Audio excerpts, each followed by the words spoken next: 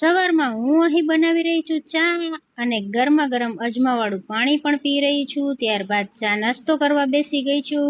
ચા નાસ્તો કરી અને રેડી થઈ અને હું આવી ગઈ છું ઓફિસે આવી અને થોડું ઘણું વર્ક કરી લીધું છે અને ત્યારબાદ આપણે લંચ બ્રેકમાં ઘરે આવી અને લંચ બનાવી લીધો છે, જેમાં હું બનાવું છું કોબી બટેટાનું શાક। લંચ તૈયાર થયા બાદ આપણે ગરમા ગરમ બેસી ગયા છીએ જમવા। સાંજના જમવામાં રોજ શું બનાવવું એ વિચારી અને હું અહીં ભાખરી બનાવવા માટેનો લોટ બાંધી રહી છું અને બીજી બાજુ હું મૂકી રહી છું ચા।